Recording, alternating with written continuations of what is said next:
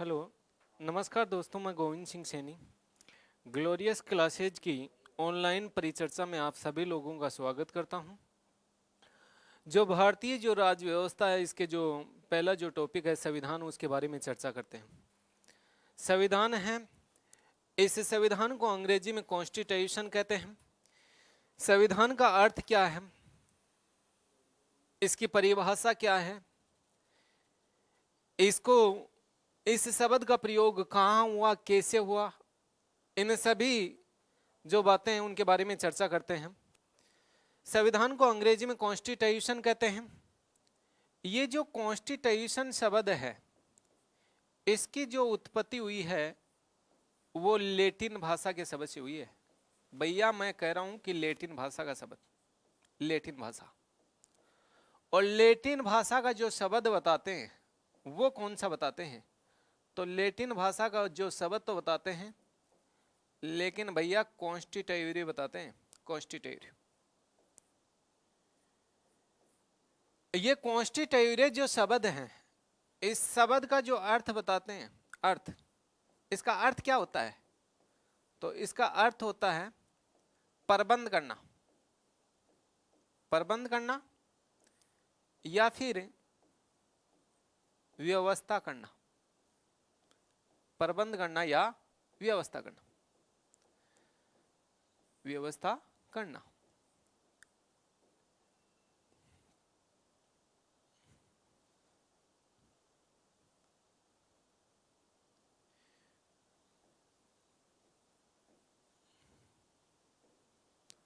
तो ये संविधान है।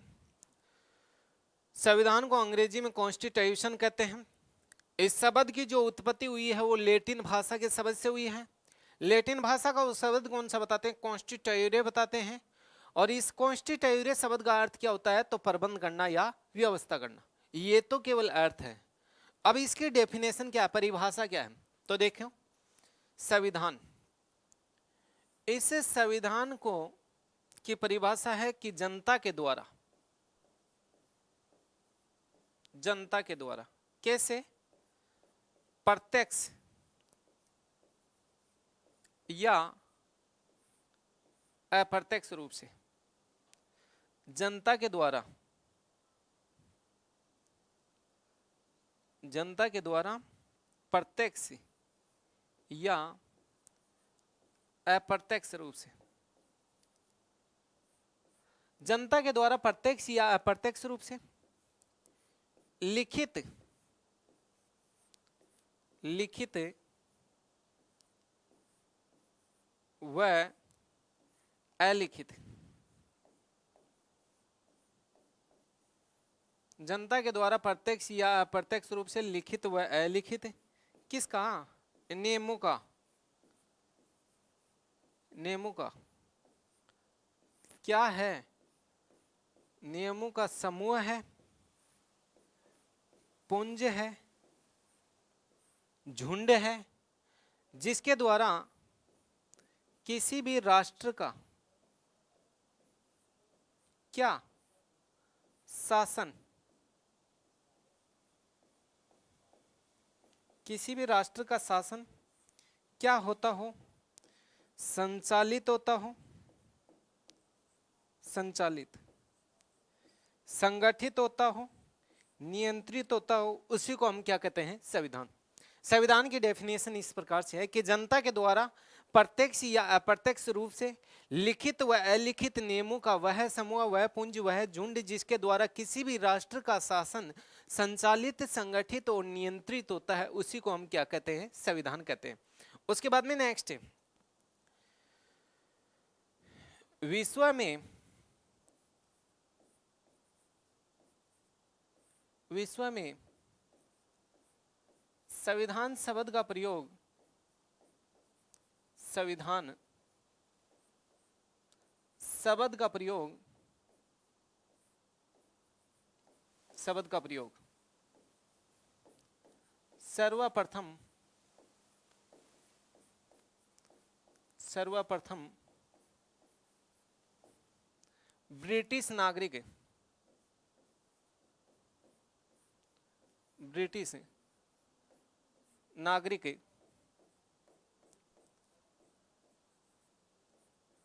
सर हेनरी मैन ने किया, सर हेनरी मैन ने किया। विश्व में जो संविधान शब्द का जो प्रयोग है वो सर्वप्रथम जो ब्रिटिश जो नागरिक बताते हैं उसका नाम क्या बताते हैं, सर हेनरी मैन ने किया।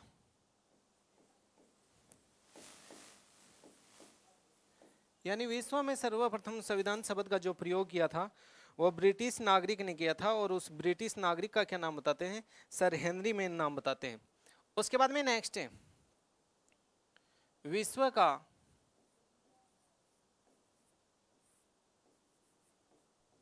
सबसे प्राचीन संविधान, प्राचीन संविधान। विश्व का सबसे जो प्राचीन जो संविधान कोई देश का बताते हैं दोस्तों, तो वह किस देश का बताते हैं, ब्रिटेन का बताते हैं। ये जो ब्रिटेन का जो संविधान है दोस्तों, ये कहते हैं कि मौखिक है, मौखिक, मौखिक ही नहीं, ये परंपराओं पर आधारित है, अर्थात बोले तो कैसा है ब्रिटेन का संविधान, अलिखित है, अलिखित।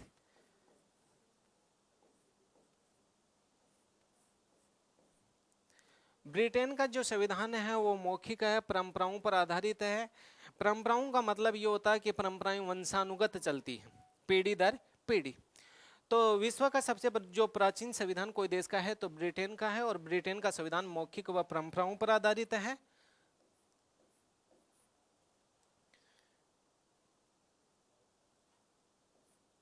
अर्थात यानी अलिखित है। विश्व का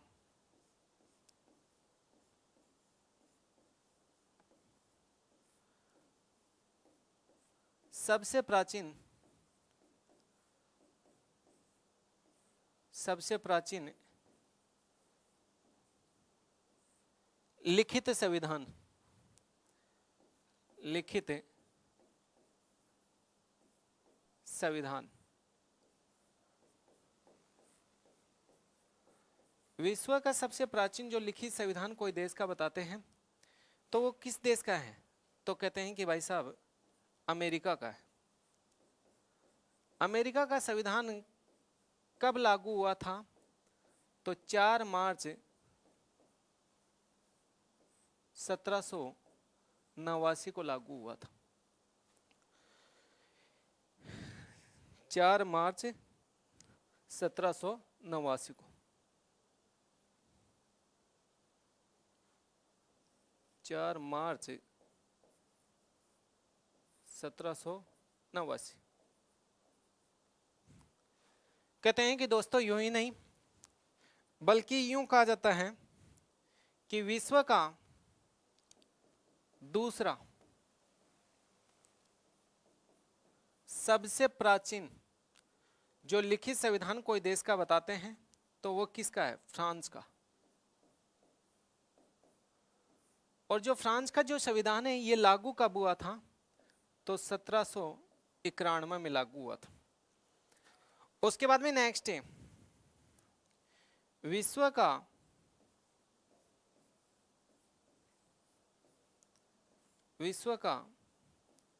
सबसे छोटा विश्व का सबसे छोटा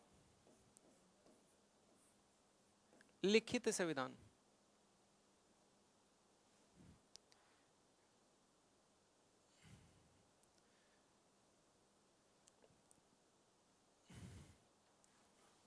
सबसे छोटा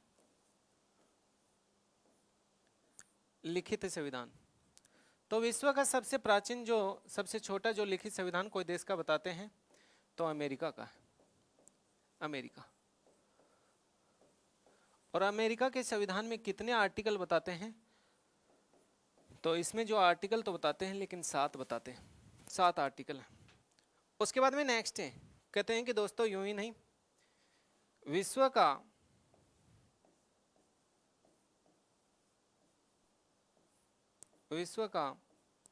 सबसे बड़ा लिखित संविधान, विश्व का सबसे बड़ा जो लिखित संविधान कोई देश का है तो वह किसका है? तो भारत का है। भारत के संविधान में जो आर्टिकल तो बताते हैं लेकिन कितने बताते हैं? तो 395 बताते हैं। कहते हैं कि दोस्तों यूं ही नहीं बल्कि यूं कहा जाता है कि एशिया का सबसे प्राचीन, एशिया का सबसे प्राचीन लिखित संविधान, और एशिया का सबसे जो प्राचीन लिखित संविधान कोई देश का बताते हैं तो वह किसका बताते हैं? तो कहते हैं कि जापान का है। और जापान का संविधान कब लागू हुआ? तो 1860 में लागू हुआ। उसके बाद में नेक्स्ट है, विश्व का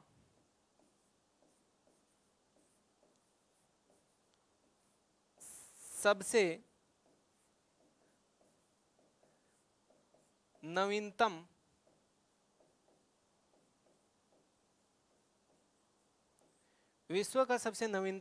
लिखित संविधान, और विश्व का सबसे जो नवीनतम जो लिखित संविधान कोई देश का बताते हैं तो वह किस देश का है? तो नेपाल का है।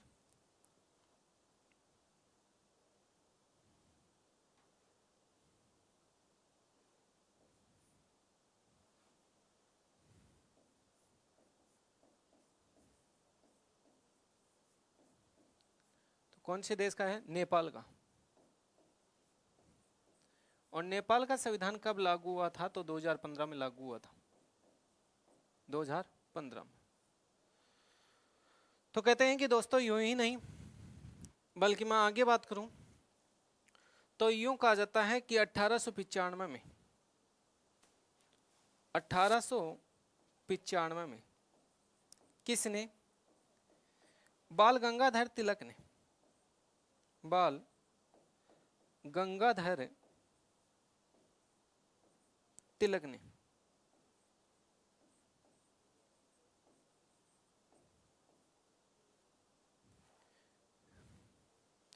1895 में बाल गंगाधर तिलक ने एक विधेयक था दोस्तों जिसका नाम था स्वराज्य विधेयक। स्वराज्य, इस स्वराज्य विधेयक में कहते हैं कि पहली बार इसने एक शब्द की मांग की थी या शब्द का प्रयोग किया था और उसका नाम था संविधान सभा।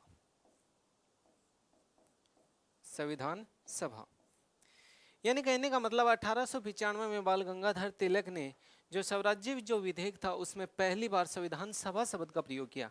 अर्थात बोले तो भारतीय संविधान के जो बीज बोए थे वो कब बोए थे? तो 1895 में। किसने? तो बाल गंगाधर तिलक ने।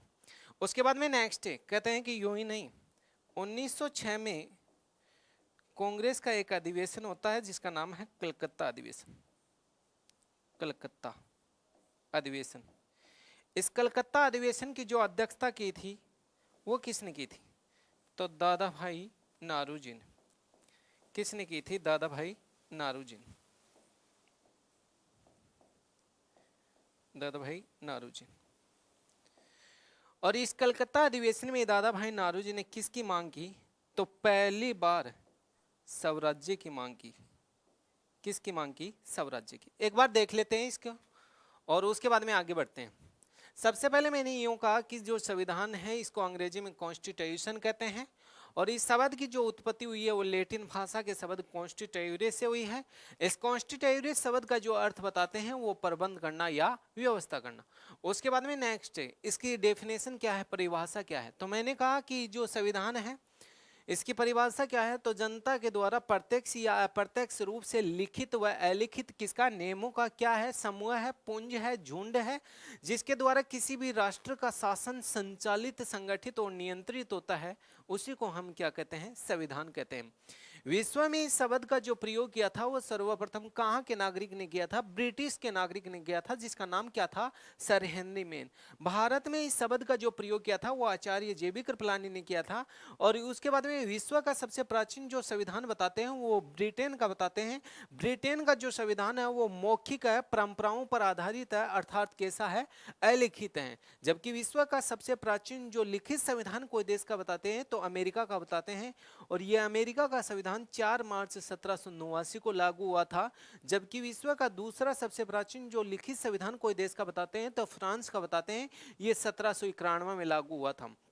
उसके बाद में नेक्स्ट विश्व का सबसे छोटा जो लिखित संविधान कोई देश का है तो अमेरिका का है। अमेरिका के संविधान में कितने आर्टिकल बताते हैं, तो अमेरिका के संविधान में 7 आर्टिकल बताते हैं। और विश्व का सबसे बड़ा जो लिखित संविधान कोई देश का है तो भारत का है। और भारत के संविधान में कितने आर्टिकल बताते हैं, तो 395 आर्टिकल बताते हैं। उसके बाद में नेक्स्ट कहते हैं कि दोस्तों यूं ही नहीं, एशिया का सबसे प्राचीन जो लिखित संविधान कोई देश का बताते हैं तो जापान का बताते हैं। और ये जापान का संविधान है कब लागू हुआ था, तो 1860 में लागू हुआ था। उसके बाद में विश्व का सबसे नवीनतम जो लिखित संविधान कोई देश का बताते हैं तो नेपाल का बताते हैं। और ये नेपाल का संविधान कब लागू हुआ था, तो 2015 को लागू हुआ था।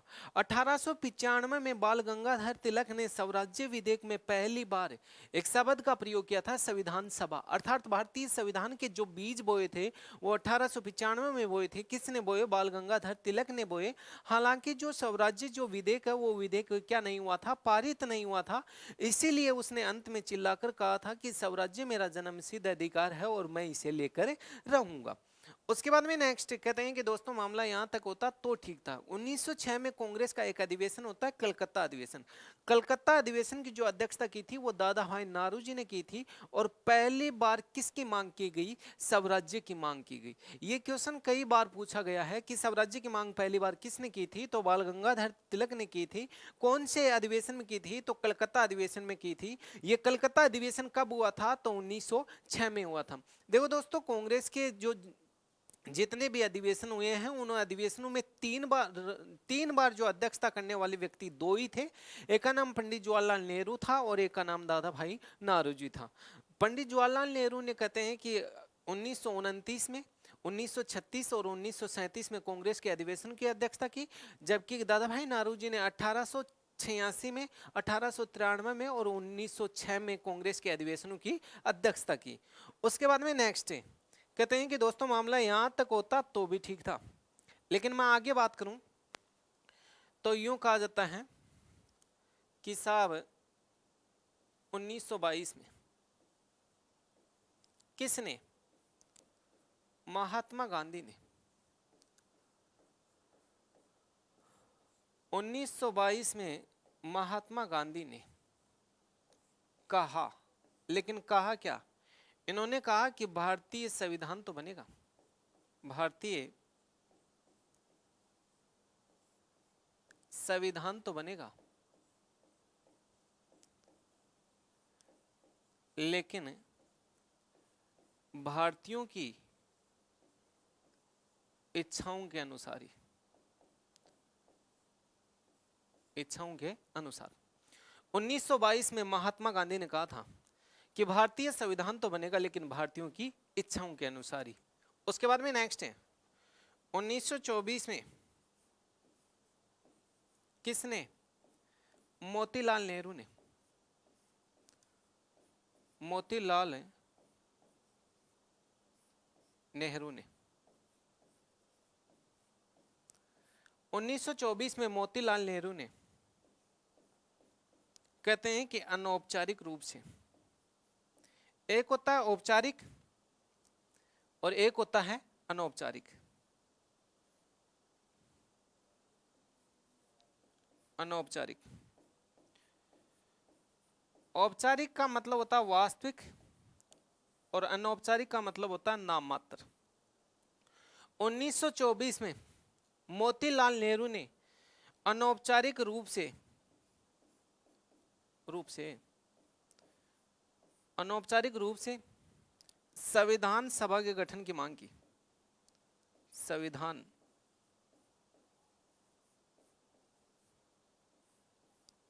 सभा के गठन की मांग की। 1924 में मोतीलाल नेहरू ने कहते हैं कि अनौपचारिक रूप से संविधान सभा के गठन की क्या की मांग की, कुछ नहीं हुआ। 1928 में मोतीलाल नेहरू की अध्यक्षता में 9 सदस्यीय एक नेहरू कमेटी गठित हुई। उस 9 समिति कमेटी गठित हुई, उसी के परिणाम स्वरूप कब 9 अगस्त 1928 को किसने, मोतीलाल नेहरू ने, मोतीलाल नेहरू ने 9 अगस्त 1928 को मोतीलाल नेहरू ने कितने घंटे, 72 घंटे लगातार कार्य करके संविधान से संबंधित एक रिपोर्ट तैयार की। रिपोर्ट 9 अगस्त 1928 को मोतीलाल नेहरू ने 72 घंटे लगातार कार्य करके संविधान से संबंधित एक क्या तैयार की, रिपोर्ट तैयार की। इसी रिपोर्ट को संविधान की क्या कहा जाता है, ब्लूप्रिंट कहा जाता है। ब्लूप्रिंट, इसी रिपोर्ट को संविधान की क्या कहते हैं, ब्लूप्रिंट कहते हैं। यानी कहने का मतलब यह है कि भारतीयों के द्वारा लिखित में संविधान की जो मांग की गई थी, भैया मैं कह रहा हूं कि लिखित में, भारतीयों के द्वारा जो लिखित में संविधान की मांग कब की गई थी, तो 1928 में की थी। किसने की थी, मोतीलाल नेहरू ने की थी। 72 घंटे लगातार कार्य करके संविधान से संबंधित एक लेटर तैयार किया, एक रिपोर्ट तैयार की, और उसी रिपोर्ट को क्या कहा जाता है, संविधान की ब्लूप्रिंट कहा जाता है। कई बच्चे बोलते हैं कि साहब ये पॉसिबल नहीं है 72 घंटे लगातार कार्य करना, तो हो सकता है कि इसमें कोई रोमांटिक चीज डालता हो बीच बीच में, कि जैसे कि तुझको देखेंगे सितारे तो सिया मांगेंगे, प्यासे तेरी जुल्फों की घटा मांगेंगे, अपने कौंधे से दुपट्टा ना सरकने देना, वरना बूढ़े भी जवानी की दुआ मांगेंगे। मैं किसी की मोहब्बत का मारा नहीं हूँ, मैं भटकता हुआ सितारा नहीं हूँ मैं, ये तिरछी नजरें कहीं और मारो, मैं शादीशुदा हूँ कुंवारा नहीं हूँ मैं। हो सकता है, कुछ भी हो सकता है, तो ऐसा कुछ नहीं था इसमें। तो 9 अगस्त 1928 को मोतीलाल नेहरू ने 72 घंटे लगातार कार्य करके संविधान से संबंधित एक रिपोर्ट तैयार की, और इसी रिपोर्ट को संविधान की क्या कहते हैं, ब्लूप्रिंट कहते हैं। यानी यह भारतीयों के द्वारा पहली बार लिखित में संविधान की जो मांग की गई थी। उसके बाद में नेक्स्ट 31 दिसंबर 1929, 31 दिसंबर 1929 में एक अधिवेशन हुआ था दोस्तों, लाहौर अधिवेशन। लाहौर अधिवेशन, इस लाहौर अधिवेशन की जो अध्यक्षता की थी वो किसने की थी, तो इस लाहौर अधिवेशन की जो अध्यक्षता की थी वो पंडित जवाहरलाल नेहरू ने की थी। इस लाहौर अधिवेशन की अध्यक्षता पंडित जवाहरलाल नेहरू ने की, और पहली बार कहते हैं कि किसकी मांग की गई, पूर्ण स्वराज्य की मांग की। किसकी मांग की, पूर्ण स्वराज्य की मांग की। क्वेश्चन 2 बन गए। स्वराज्य की मांग किसने की थी, तो स्वराज्य की मांग किसने की थी, दादा भाई नारोजी ने। पूर्ण स्वराज्य की मांग किसने की थी, पूर्ण स्वराज्य की मांग पंडित जवाहरलाल नेहरू ने की थी। कौन से अधिवेशन में, लाहौर अधिवेशन में, कब, 31 दिसंबर 1929 को। यूं कहा जाता है कि दोस्तों इसी लाहौर अधिवेशन के कारण, इसी लाहौर अधिवेशन के कारण कब, तो कहते हैं कि साहब 26 जनवरी 26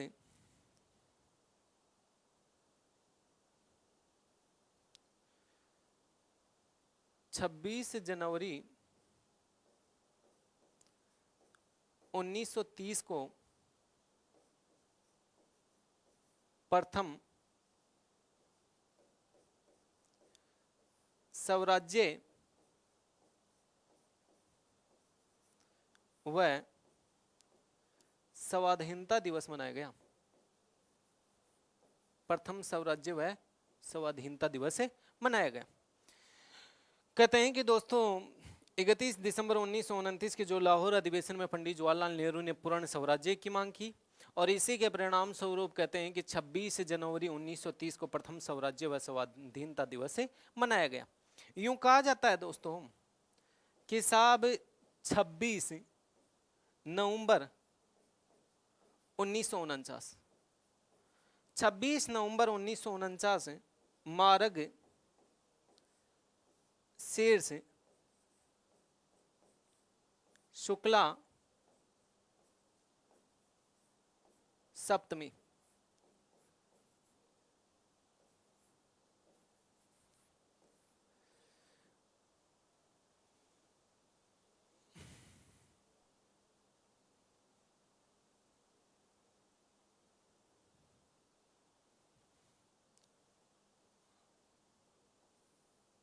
मार्ग शीर्ष शुक्ला सप्तमी विक्रमी संवत बताते हैं।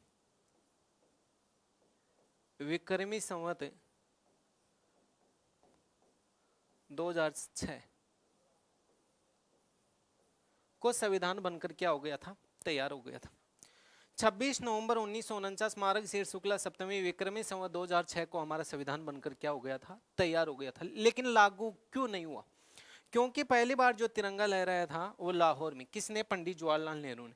पहला जो तिरंगे का जो डिजाइन तैयार किया था वो मैडम बीकाजी कामा ने। वर्तमान में जो तिरंगा है उसका जो डिजाइन तैयार किया है वो पिगली वेक्यो ने। तो 26 जनवरी को पहली बार तिरंगा कहाँ लहराया था? लाहौर में लहराया था। इसी के परिणाम स्वरूप बन के तैयार हो गया था 26 नवंबर 1949 को। लेकिन इसी डेट के कारण, इसी लाहौर अधिवेशन के कारण 26 जनवरी 1950 को कहते हैं कि साहब संविधान लागू हुआ। ये क्वेश्चन पूछा गया था आरएस परी में। आरएस परी का जो पेपर हुआ था उसमें पूछा गया था कि 26 नवंबर 1949 मार्ग शीर्ष शुक्ला सप्तमी विक्रमी संवत 2006 को संविधान बनकर तैयार हो गया था, लेकिन लागू नहीं होने का कारण क्या था? तो लाहौर अधिवेशन के कारण। यानी लाहौर अधिवेशन के कारण कब लागू हुआ था? तो 26 जनवरी 1950 को। उसके बाद में नेक्स्ट कहते हैं कि दोस्तों मामला यहां तक होता तो ठीक था। 1934 में किसने? मानवेंद्र नाथ रॉय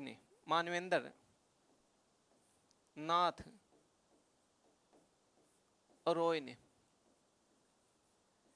ये जो मानवेंद्र नाथ जो रॉय बताते हैं ये साम्यवादी दल के संस्थापक थे। साम्यवादी दल के संस्थापक।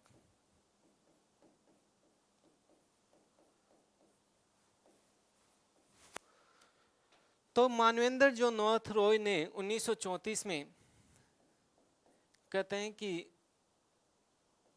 संविधान सभा के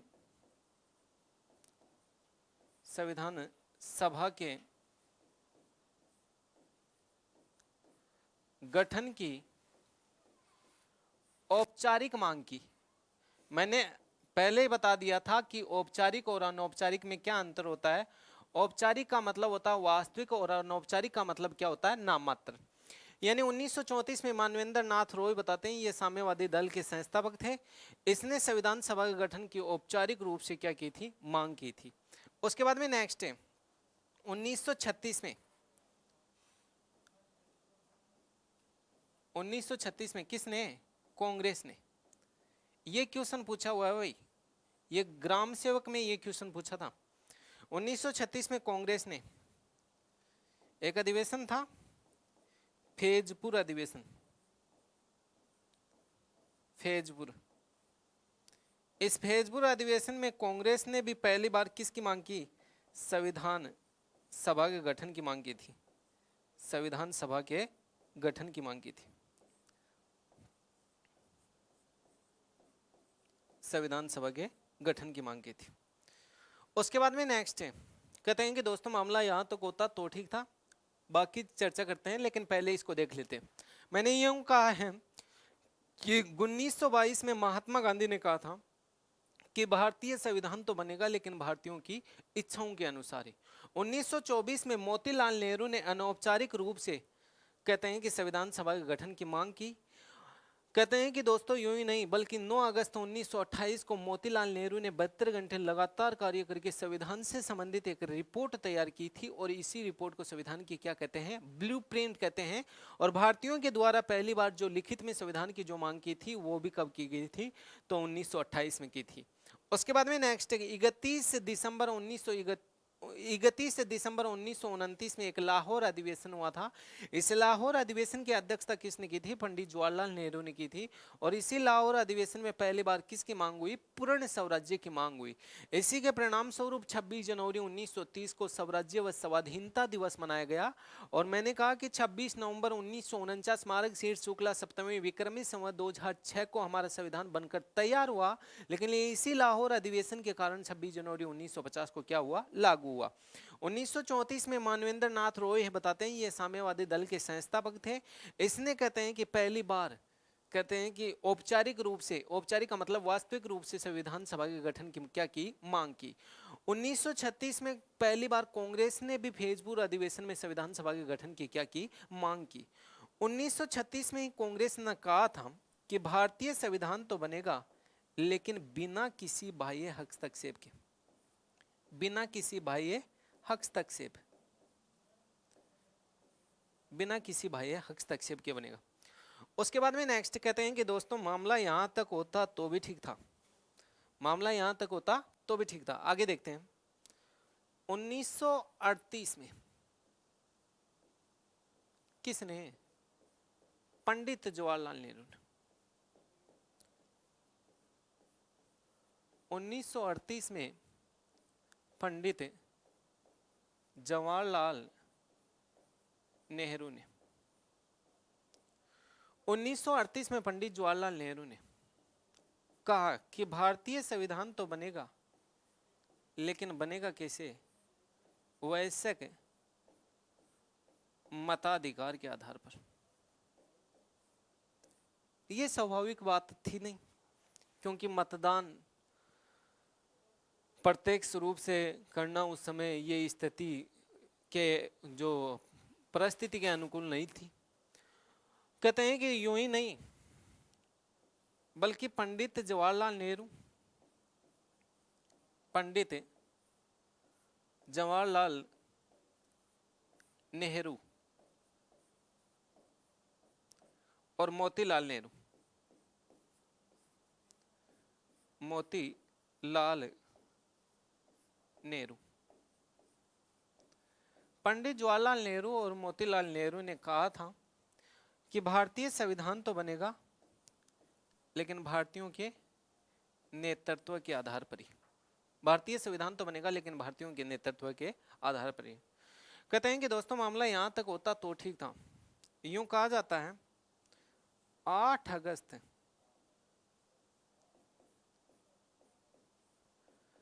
1940 को, 8 अगस्त 1940 को लॉर्ड लीन लिथागो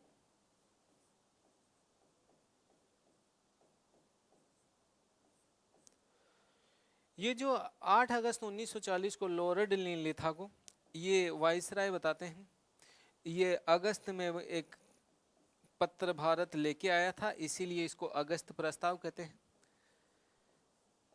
अगस्त प्रस्ताव। यानी 8 अगस्त 1940 को लॉर्ड लीन लिथागो अगस्त प्रस्ताव लेकर भारत आया। इस अगस्त प्रस्ताव को भारतीय जनता ने ठुकरा दिया। यानी कहने का मतलब भारतीय जनता ने अप्रत्यक्ष रूप से स्वीकार किया। कैसे स्वीकार किया? अप्रत्यक्ष रूप से, अप्रत्यक्ष रूप से। इसी के विरोध में एक व्यक्तिगत सत्याग्रह हुआ था 17 अक्टूबर 1940 को, जिसमें जो प्रथम सत्याग्रही बताते हैं वो विनोबा भावे को बताते हैं, और दूसरा सत्याग्रही कौन था? पंडित जवाहरलाल नेहरू। उसके बाद में नेक्स्ट कहते हैं कि दोस्तों मामला यहां तक होता तो ठीक था, लेकिन यूं कहा जाता है कि 22 मार्च 1942 को एक मिशन का भारत आगमन हुआ था जिसका नाम था क्रिप्स मिशन। क्या नाम था? Cripps mission.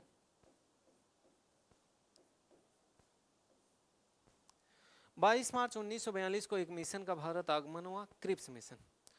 उस समय जो ब्रिटिश प्रधानमंत्री बताते हैं, उसका नाम तो बताते हैं लेकिन क्या नाम बताते हैं? वेस्टन चर्चिल बताते हैं। Western Churchill.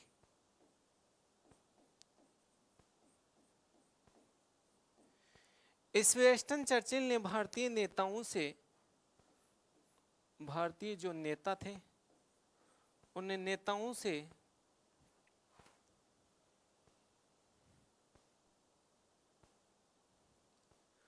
भारतीय जो नेता थे उन नेताओं से वार्ता करने के लिए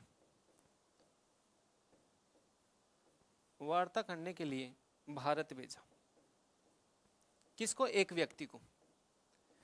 वेस्टन चर्चिल ने कहते हैं कि भारतीय जो नेता थे उनसे वार्ता करने के लिए एक व्यक्ति को भारत भेजा था और उसका नाम था sir Stafford Cripps. Sir Stafford जो क्रिप्स था ये भारतीय नेताओं से वार्ता करने के लिए भारत आया। इसने वार्ता तो की लेकिन की किससे थी? पंडित जवाहरलाल नेहरू और मौलाना अब्दुल कलाम आजाद से। मौलाना अब्दुल कलाम आजाद से।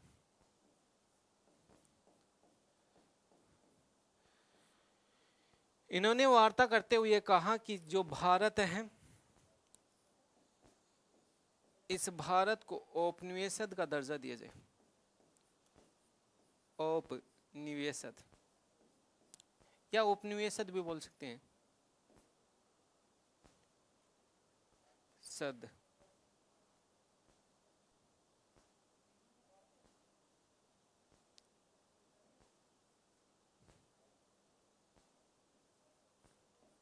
औपनिवेशिक का दर्जा दिया जाए। औपनिवेशिक का मतलब यूँ होता है कि साहब जो ब्रिटिश सरकार जिस प्रकार से भारत में आई व्यापार के उद्देश्य से, उसके बाद में शासन किया, तो उसी प्रकार से भारत भी किसी दूसरे राष्ट्र में जाकर क्या कर सकता है? व्यापार कर सकता है। औपनिवेशिक का मतलब ये होता है कि भारत है वो भी किसी अन्य राष्ट्र में जाकर क्या कर सकता है? व्यापार कर सकता है। तो कहने का मतलब यूँ है दोस्तों कि 22 मार्च 1942 को क्रिप्स मिशन का भारत आगमन हुआ। उस समय ब्रिटिश प्रधानमंत्री वेस्टन चर्चिल ने भारतीय नेताओं से वार्ता करने के लिए सर स्टैफोर्ड क्रिप्स नामक व्यक्ति को भारत भेजा।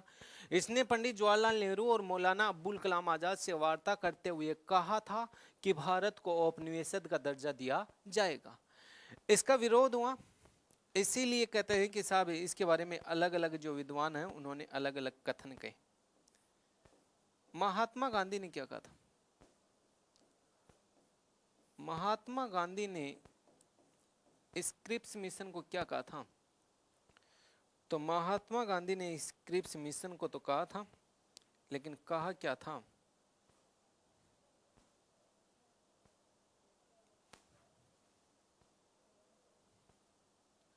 तो पोस्ट डेटेड चेक कहा। Post dated cheque. Mahatma Gandhi ने इस क्रिप्स मिशन को क्या कहा? Post dated check.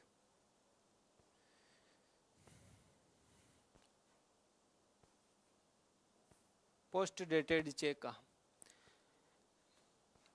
यानी इसी को उत्तर तिथांकित चेक भी कहा जाता है। उत्तर तिथांकित चेक। इसी को दिवालिया चेक भी कहा जाता है, दिवालिया चेक, दिवालिया चेक। कहने का मतलब यह है एक ऐसा चेक है कि जिसकी दिनांक की समाप्त हो गई है, तो ये किस काम का है, महात्मा गांधी ने ऐसा कह दिया था, कथन कहे गए। तो ये कई बार ये एग्जाम में पूछा गया है। अभी शायद 2018 में जो सेकंड ग्रेड का एग्जाम हुआ था उसमें पूछा भी था कि जो क्रिप्स मिशन के बारे में दिवालिया चेक है ये किसने कहा था, तो किसने कहा था, महात्मा गांधी ने कहा था। पोस्ट डेटेड चेक भी एक बार पूछा हुआ है कि जो क्रिप्स मिशन के बारे में पोस्ट डेटेड जो चेक है वो कथन किसने कहा था, तो महात्मा गांधी ने कहा था। यानी ये 3 शब्दों का प्रयोग किया महात्मा गांधी ने। इसी के बारे में जो कहा तो है, लेकिन कहा किसने है, तो पंडित जवाहरलाल नेहरू ने भी ठीक ही कहा। पंडित जवाहरलाल नेहरू ने क्या कहा है, पंडित जवाहरलाल नेहरू ने इसको कहा तो है, लेकिन भैया इसको डूबता बैंक कहा है, डूबता बैंक, डूबता बैंक। और भी कई कथन कहे हैं, जैसे मतलब कांग्रेस ने इसके बारे में कहा है कि ये पाकिस्तान नामक जीवाणु से युक्त है। मुस्लिम लीग ने कहा कि सांप्रदायिक आधार पर देश का विभाजन नहीं होगा। और इसी के बारे में यानी पटाभी सीतारमैया ने कहा कि यह अगस्त प्रस्ताव का परिवर्तित रूप है, लेकिन वो नहीं पूछे जाते हैं, यही पूछते हैं, महात्मा गांधी वाले कथन पूछते हैं, या पूछेगा तो ये पंडित जवाहरलाल नेहरू वाला पूछेगा। बाकी मैंने बता दिए हैं कि पटाभी सीतारमैया ने इसको अगस्त प्रस्ताव का परिवर्तित रूप कहा है, कांग्रेस ने कहा है कि ये सब पाकिस्तान नामक जीवाणु से युक्त है, और मुस्लिम लीग ने कहा कि सांप्रदायिक आधार पर देश का विभाजन नहीं होगा। एक बार देख लेते हैं और उसके बाद में आगे बढ़ते हैं। 1938 में पंडित जवाहरलाल नेहरू ने कहा कि भारतीय संविधान तो बनेगा लेकिन वैश्विक मताधिकार के आधार पर। उसके बाद में पंडित जवाहरलाल नेहरू और मोतीलाल नेहरू ने कहा कि भारतीय संविधान तो बनेगा लेकिन कहते हैं कि भारतीयों के नेतृत्व के आधार पर। 8 अगस्त 1940 को लॉर्ड लिथा को अगस्त प्रस्ताव लेकर भारत आता है। इस अगस्त प्रस्ताव को भारतीय जनता ने अप्रत्यक्ष रूप से स्वीकार किया, और 22 मार्च 1942 को क्रिप्स मिशन का भारत आगमन हुआ। इसी क्रिप्स मिशन के आगमन के समय ब्रिटिश प्रधानमंत्री वेस्टन चर्चिल ने भारतीय नेताओं से वार्ता करने के लिए सर स्टेफोर्ड क्रिप्स नामक व्यक्ति को भारत भेजा।